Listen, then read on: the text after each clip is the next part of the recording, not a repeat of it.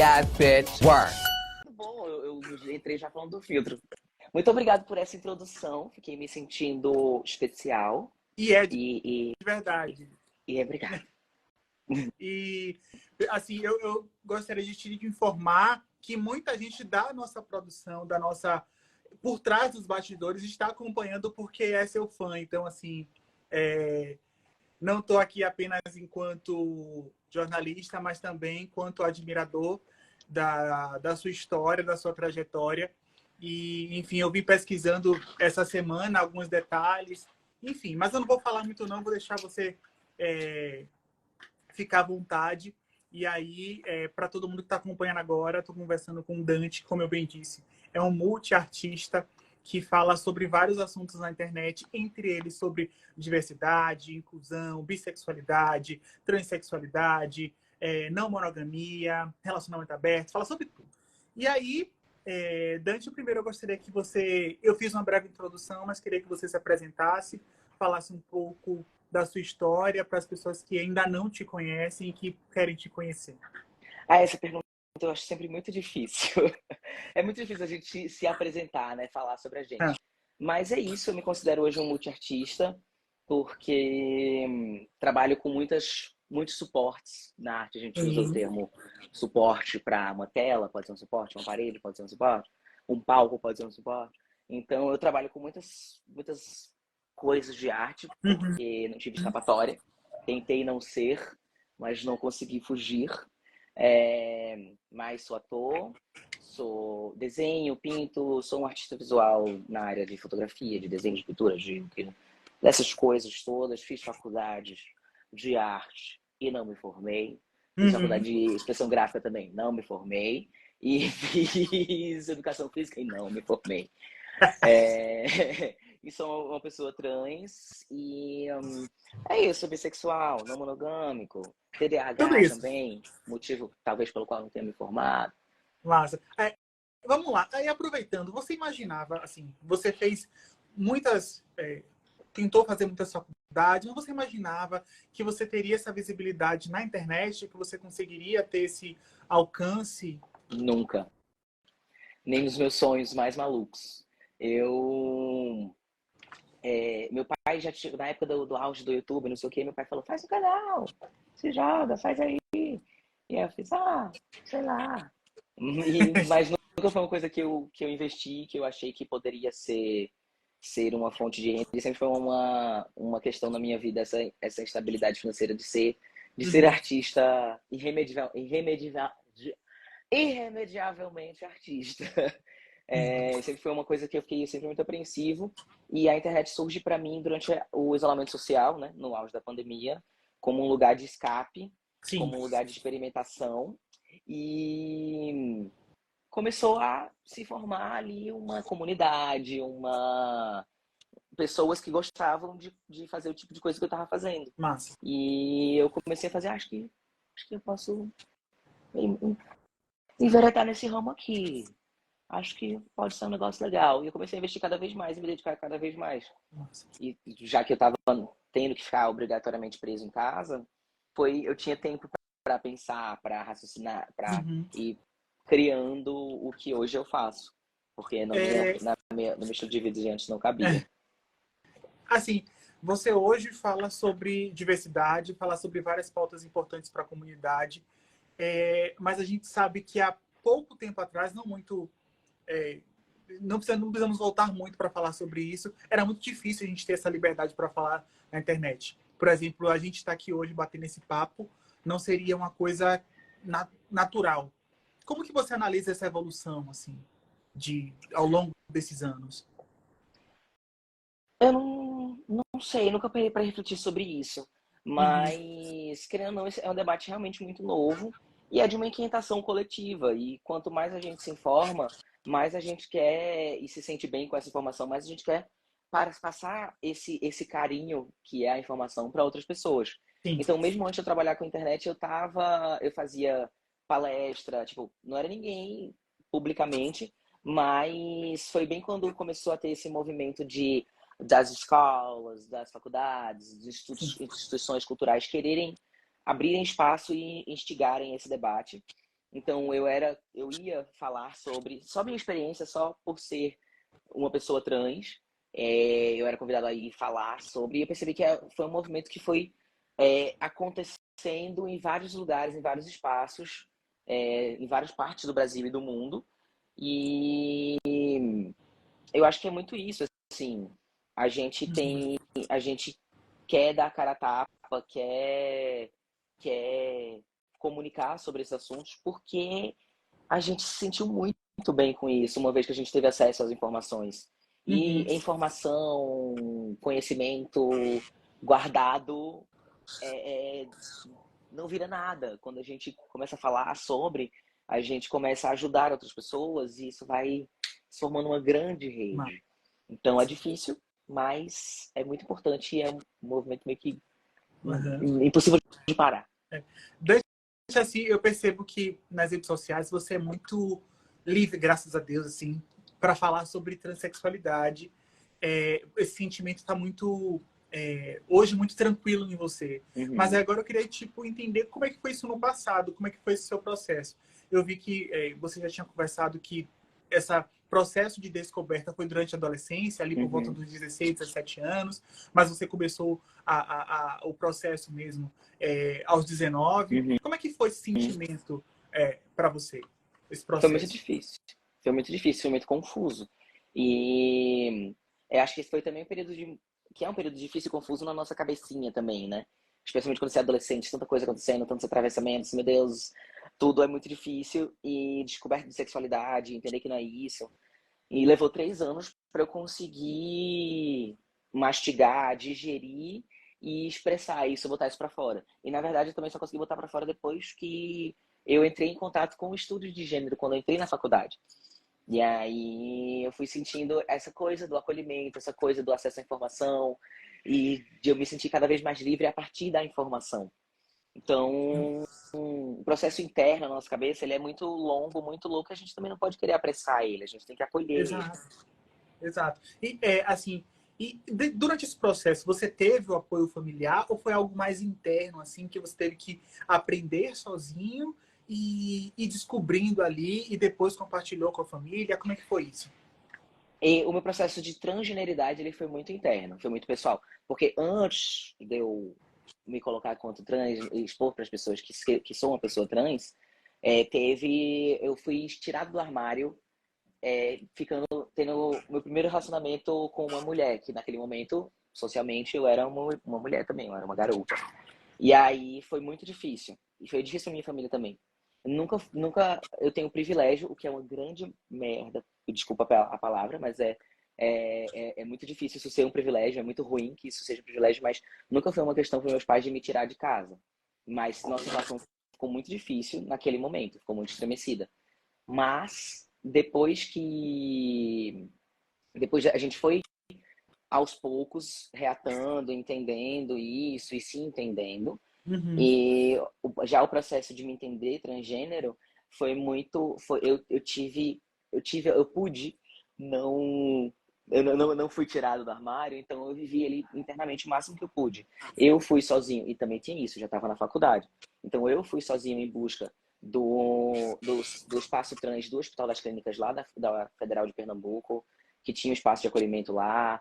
Eu me formei, eu comecei um atendimento com psicólogo, psiquiatra. Então eu fui me preparando para conseguir dialogar com eles, porque eu não sabia como ia ser. Sim. E aí isso me ajudou também a conseguir falar com eles de uma forma madura, dentro da minha possibilidade naquela época, Sim. né?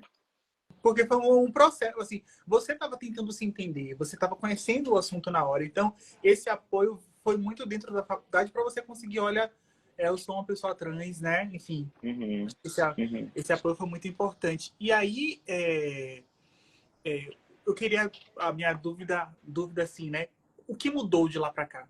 Assim, De lá de quando? dos 17 anos para agora. Hoje você Nossa, está com tudo.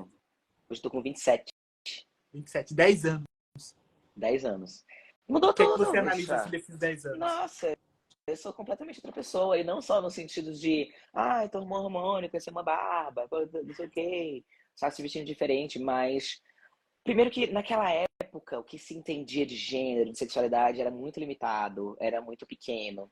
E a gente tinha visões muito mais binárias sobre as coisas, sobre a vida. E hoje em dia eu me sinto muito mais livre. Começa com uma descoberta do gênero, de eu entender que era isso que eu era, de eu entender que isso que eu sempre me pertenci para mim, mas nunca pude expressar. E a partir desse momento, a gente vai criando caixas e rasgando essas caixas, né? Sou um homem trans, sou um não sei o quê, sou um não sei o que lá. Então, de 10 anos para cá, eu já me senti, já fui hétero, já fui lésbica, já fui hétero de novo, porque virei homem, gostava de mulher. E depois eu fiz, mano, que bobagem do caralho. Tu toma 2 cervejas e já quer beijar todo mundo, quer beijar homem, quer beijar mulher, quer beijar não binários. Tá dizendo pra quem que é isso aí? Que mentira, Dante. Então já teve também esse processo de eu entender que não, eu gosto de pessoas e tá tudo bem também. Então foram muitos armários, entradas e saídas e caixas que eu rasguei. Até essa caixa de gênero também, e se entender enquanto homem. Não quero estar alinhado com essa masculinidade, exatamente. Então, até esse lugar de homem, para mim, eu sei que sou transmasculino. Mas até esse lugar de homem que eu me colocava no começo, não me cabe, não sinto que me cabe mais. Que Sim. eu estou num outro lugar de gênero também. Então, são muitas transformações que vão acontecendo de uma forma muito diluída e processual dentro de 10 anos. E hoje, assim, hoje você não se encontra mais nessa caixa, mas você está em dois mundos, vamos dizer assim, que são, inclusive, motivos de debate dentro da própria comunidade. Você é uma pessoa trans e você é bissexual. E Uhum. aí, como é que você analisa esse debate, assim? Tipo, às vezes o preconceito ele vem dentro da própria comunidade, infelizmente. O tempo inteiro. O tempo E inteiro. aí, como é que você enxerga estar nesse lugar hoje? Assim? Eu me enxergo com muita paz. Tipo, eu sou muito bem resolvido comigo mesmo. Eu não tenho nenhum problema comigo. E acho triste que dentro da própria comunidade existam tantas fissuras e tanta deslegitimação, visto que todo mundo aqui, que todo mundo que está na comunidade foi legitimado, foi vítima por algum momento. Então, acho que essa falta de empatia, de sensibilidade com tentar entender o outro, ela é contraproducente, não faz sentido nenhum na minha cabeça.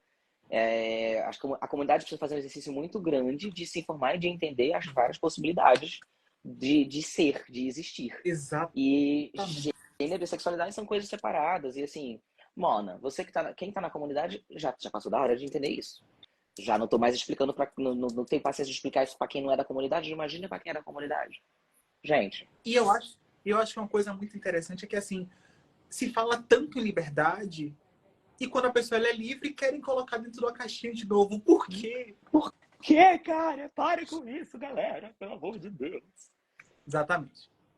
É isso. E, enfim, eu acho que a minha questão toda era essa, porque no próximo sábado, conhecido como Depois de Amanhã, é o dia, é o Dia Nacional da Visibilidade Bissexual. E aí a minha dúvida, Uhum. eu queria que você me falasse o que para você é ter visibilidade bissexual.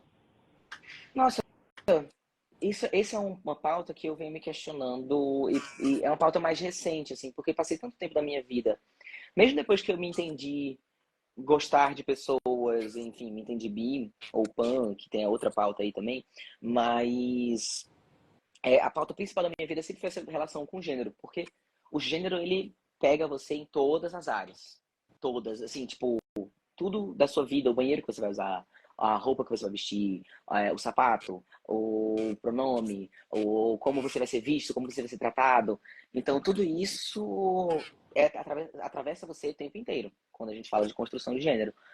Sexualidade, você consegue não pensar nela em alguns momentos. Então, eu tenho passado a me questionar mais sobre esse lugar da importância da visibilidade relativamente recente, de 2 anos, um ano para cá. Mas é muito frustrante você ter que ficar se explicando, você ter que ficar reafirmando. Eu, por exemplo, estou numa relação não monogâmica com uma garota. E aí sempre que a gente aparece, que a gente fala e não sei o quê, vem aquela coisa, Dante não era gay? Ah, mas como assim? Meu Deus, quando ela descobrir, porque eu sou muito afeminado. E aí, quando ela descobrir que não sei o quê. E tipo, uma coisa não tá necessariamente ligada à outra. Ok, a gente tem muito essa coisa, tipo, da feminilidade, ser relacionada a homens femininos gostarem de outros homens, mulheres femininas gostarem de mulheres, de homens também. Só que não, mulheres super femininas que se relacionam com mulheres, homens femininos que se relacionam com mulheres também.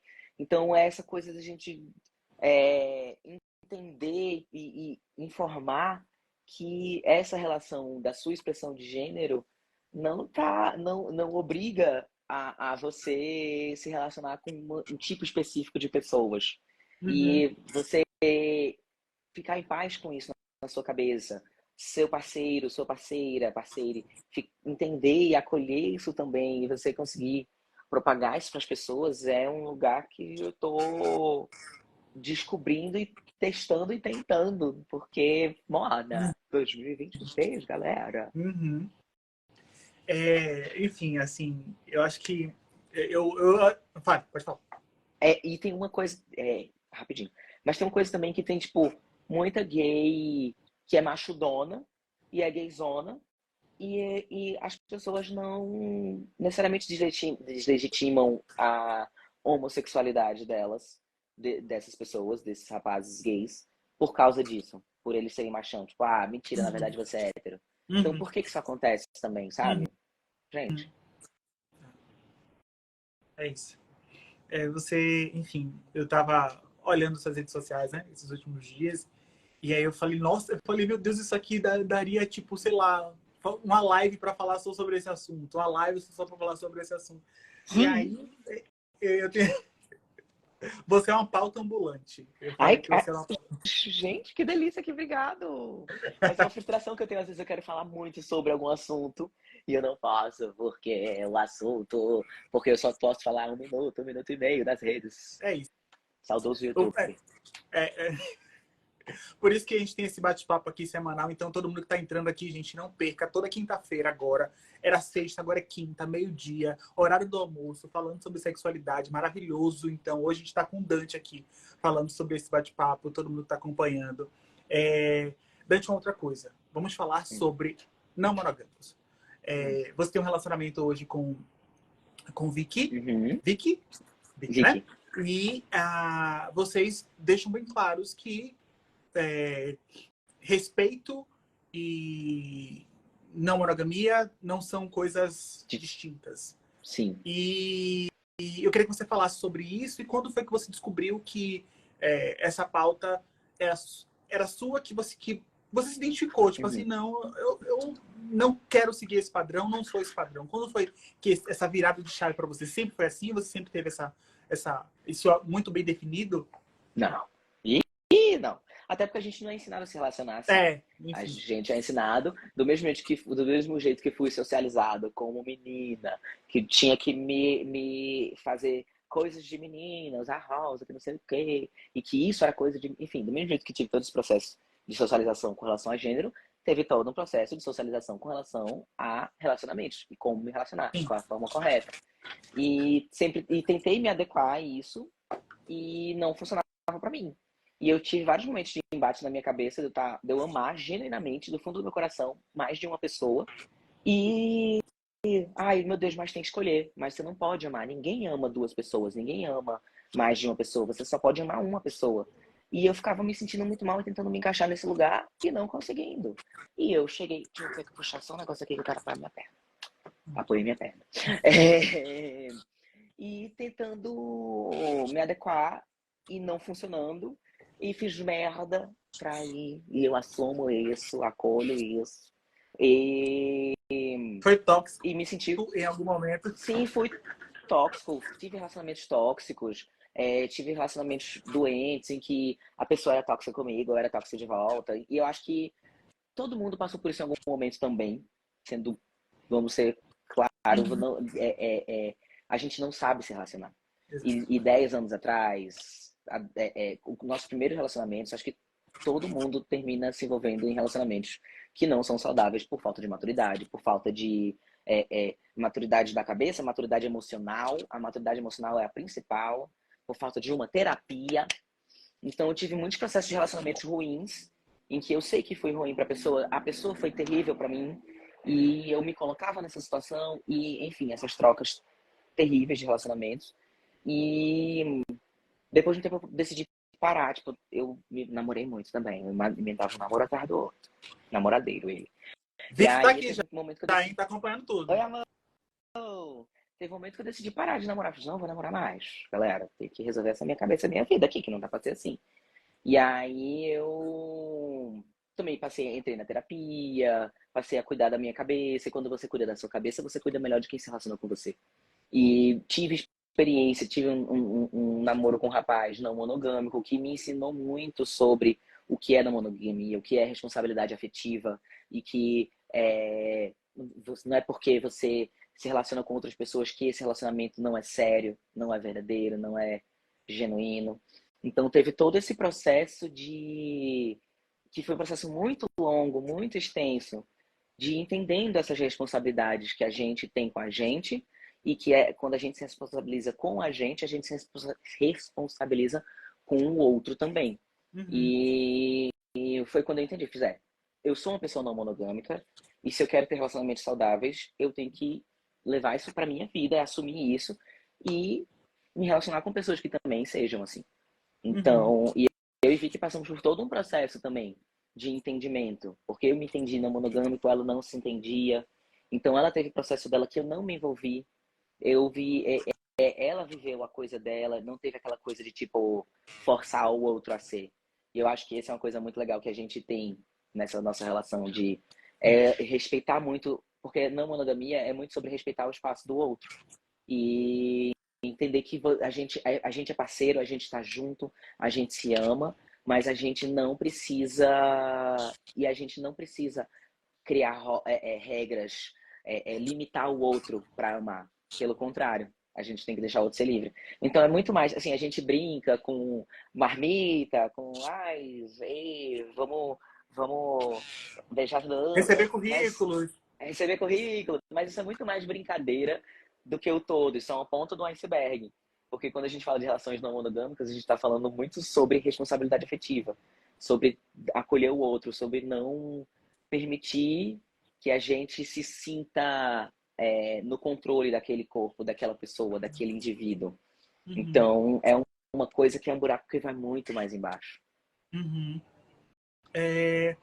Assim, quando você fala sobre isso, eu fico pensando, nossa, são muitas pautas que, abre aspas, fecha aspas, geram polêmicas. Você já foi criticado, já recebeu críticas, tanto na internet quanto, assim, pessoalmente mesmo, casos de transfobia, bifobia. Você já recebeu algum tipo de agressão? Já recebi, especialmente mais no começo, naquela fase que as pessoas ficam te identificando e te julgando e te colocando em xeque, foram fases bem difíceis, Uhum. tanto de descoberta da sexualidade, foi muito violento todo o meu processo de entendimento, não por mim, mas pelo externo, pelos outros, porque fui tirado do Uhum. armário, mas e também todo o processo da transição, e tem esse lugar de quando as pessoas vão te botando em xeque e você ainda não tem segurança de peitar essas, essas, essas violências, né? Essas pequenas violências do dia a dia. E isso vai te abafando, te deixando acuado, cada vez mais acuado. E quanto mais acuado, mais as pessoas sentem que podem te pesar na sua. Sim. Mas ao longo desses anos, eu fui aprendendo a lidar, eu fui criando uma casca. Hoje em Uhum. dia, quando posto vídeos com esses temas e recebo algum hate, é o tipo de hate que não me atinge. Uhum. E eu acho muito legal porque tem uma comunidade que, especialmente lá na rede vizinha, que defende muito e pega briga. E Sim. que já viu outros vídeos e que está bem informada, que acompanha. E aí eu fico muito feliz de ter pessoas assim hoje que acompanham o meu trabalho, que estão muito bem informadas e que vão lá e que discutem e levantam as pautas. Então, eu fico... eu acho massa que a gente consegue gerar esses debates na internet e criticar gênero, criticar sexualidade, criticar... Não me atinge, não me atinge.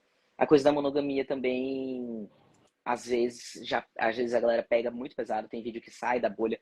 Tem vídeo que dentro dos comentários tá tudo ok, assim, tipo, fica uma coisa mais engraçada, especialmente quando eu trato do assunto de uma forma mais engraçada. Tem vídeo que geram debates e conversas que são legais de acompanhar ou de se envolver. E tem vídeos que fura, assim, tipo, teve um vídeo que eu fiz com o Vicky, que era um vídeo engraçadinho, mas que não tratava do tema não monogamia, mas tinha uma piadinha não monogâmica no vídeo, no finalzinho. E era um vídeo de 10 segundos, sabe? Um vídeo curtinho, 15 segundos, aqueles que tem uma frase e várias Sim. situações acontecendo. E esse vídeo, ele furou muito a bolha, ele rodou muito. E aí, nesse vídeo, no Instagram, eu desativei as notificações, porque vinha coisa muito pesada. Tinha coisa sem sentido, infundada, que fazia, gente, falta informação para essa pessoa, não vou estar discutindo aqui. Uhum. Mas tinha coisa que era realmente violenta. E Uhum. aí começou, e aí eu disse, gente, engajamento Bem. vai com Deus, tô nem aí, mas pra minha saúde mental eu preciso desativar isso aqui, porque não dá.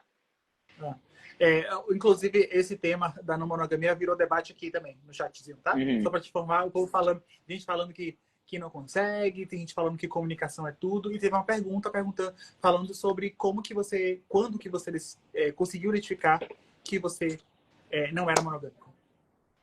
Quando eu me relacionei com uma pessoa não monogâmica. Entendi. Foi a minha virada, mas ninguém precisa se virar a chave assim, tipo, ninguém precisa se forçar a nada. Mas o meu processo foi muito quando eu me relacionei com uma pessoa não monogâmica, e isso sempre me interessou porque houve uma identificação imediata, assim, de tipo, eu posso gostar de mais de uma pessoa ao mesmo tempo, tá tudo bem, não tá errado. E as pessoas podem entender isso e nós podemos conviver em paz e harmonia. Então, foi um longo processo de conversas mil, debates mil, erros e acertos. Mas hoje, só que isso já faz um tempo, isso já tem uns 5 anos, 4 anos, eu acho. Então, hoje, a gente tem muito mais literaturas, muito mais vídeos, fontes mil, para você se informar de uma forma, acho que melhor, até. Tem você. Debate, mais pessoas falando sobre isso. Não, e mais pessoas, comunidades para onde você consegue entrar e debater com outras pessoas sobre o assunto. E aí, e se entendendo também, entendendo o que faz sentido para você e o que não faz sentido. Eu acredito muito que não existem... Tudo na minha vida é assim, tá? Não existe regra, não existe preto no branco. Você não tem que comprar o pacote inteiro. Se relacionar é negócio, é negociar, é criar um contrato, é fazer, entender o que aquela relação demanda, o que aquela relação pede. Então, nem toda relação não monogâmica vai ser igual. Você não precisa seguir uma tabela. Você vai entender com quem está contigo, com quem é seu parceiro, o que vai fazer sentido dentro da relação de vocês. Então, a minha outra relação não monogâmica era de um jeito, a minha relação não monogâmica atual com o Vicky é de outro jeito, porque a gente tem outras formas. Então, seria muito interessante que todas as relações tivessem um nível de diálogo que relações não monogâmicas deveriam ter também. Mas relações são feitas de pessoas. Exato. Então, se as pessoas não souberem dialogar, isso em relações monogâmicas, não monogâmicas, o que for, não vai dar certo. E eu acho que então, assim, é sobre diálogo. Tal. E aquilo que você falou, acho que se as pessoas cuidassem de você também na sua saúde mental, acho que ajudaria todo o processo, né? Porque você estaria bem consigo e ia fazer o outro também estar bem, se sentir bem.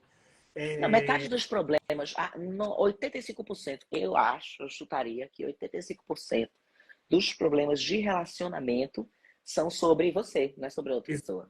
É sobre como você não tem maturidade emocional, como a gente não sabe mesmo se relacionar, não amadurece em vários outros pontos e não foca nesse, e deixa de cuidar da própria cabeça. E a gente vai criando coisas e criando problemas onde pode ser mais leve. Exato.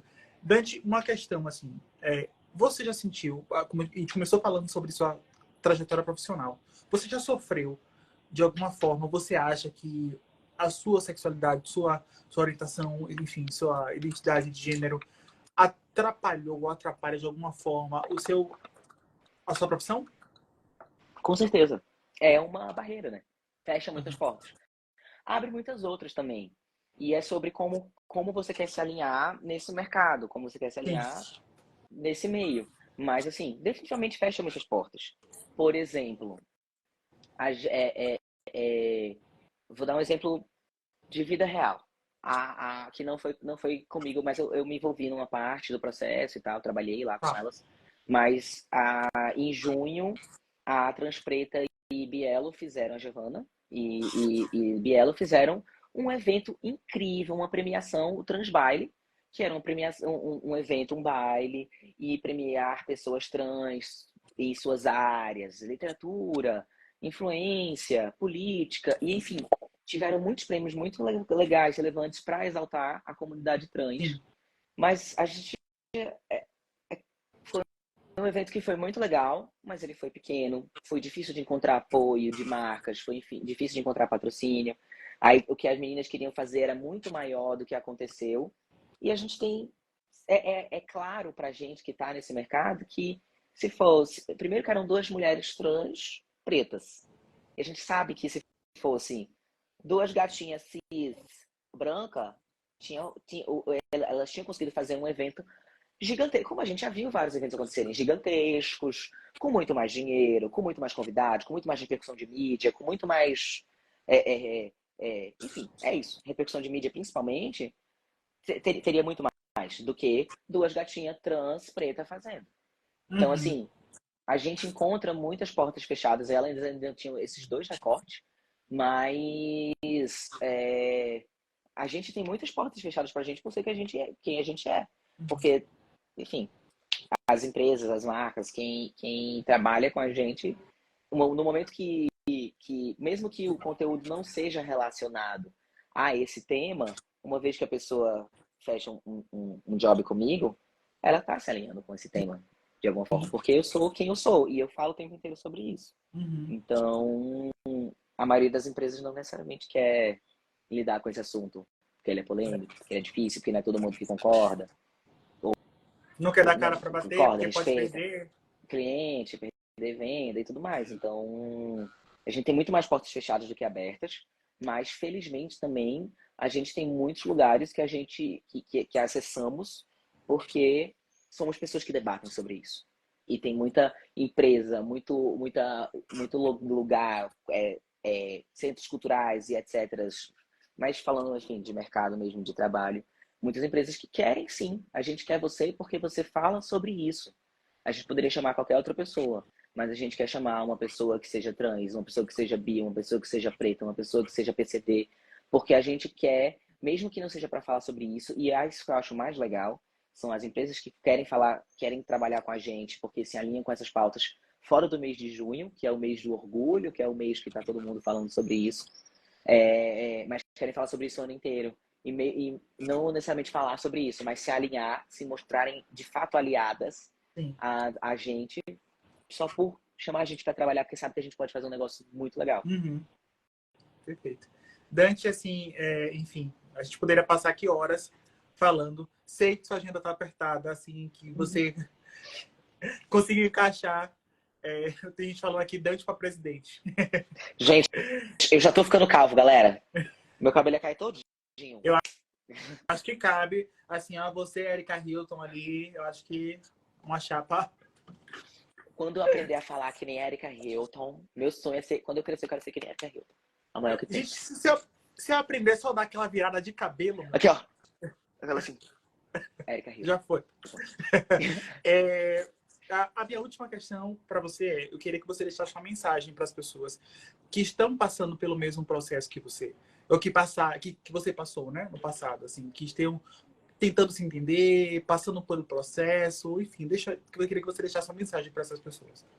Tem muitas coisas que podem ser ditas sobre isso, mas eu acho que a principal é que cabe, independente do que você esteja passando, independente de qual seja a sua questão, o seu atravessamento, o mantra para mim, nas minhas fases difíceis, para mim, sempre foi de tenha paciência consigo mesmo, tenha carinho, seja carinhosa, carinhoso, carinhose com você.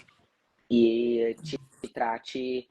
E é um exercício muito difícil e constante da gente ter paciência e carinho com a gente. Uhum. Mas é o mais importante, independente do que estiver acontecendo. Então, te trate com carinho. Perfeito, perfeito. Dante, muito obrigado, assim, eu queria te agradecer. Consegui entregar a live no horário que me pediram, entendeu? Sei que Arrasou. você está corrido. Muito obrigado pelo bate-papo. Enfim, foi um bate-papo incrível. Para quem está acompanhando a nossa live, ainda hoje vai ter um conteúdo lá com um resumo de como foi o nosso bate-papo. Na sequência, a gente vai ter os cortes também no canal do YouTube. Então, você que chegou agora, não conseguiu acompanhar o bate-papo todo, vai estar disponível também, tanto aqui no Instagram, como também no canal do YouTube. Dante, um beijo, assim, muito sucesso para você, que você continue compartilhando o seu conteúdo na rede social. Tem vários amigos meus que me mandaram mensagem. Tem, ai meu Deus, acho que ele até apareceu aqui. Lucas pediu para você mandar um beijo para ele. Enfim, é isso. Muito Gente, obrigado. E o Instagram, o Ibaia, está sempre aberto para você. muito obrigado, gente, de coração. Obrigado pela entrevista, obrigado por esse papo, achei muito bom. Pena que a gente teve pouco tempo, realmente, hoje minha agenda tá louca. Mas eu vou botar também, para quem for da minha galera que tem aqui, eu vou botar lá no canal de transmissão os links também de tudo, dos cortes e tal. Pode ir me mandando, que eu vou jogar lá pra galera ver. Também conseguir acompanhar, quem não pegou tudo. E é isso, foi muito bom conversar com você. Maravilhoso. Um beijo, beijo, até a próxima, viu? Beijo, tchau, tchau, gente. Tchau, Tchau, gente. tchau. Got bitch work.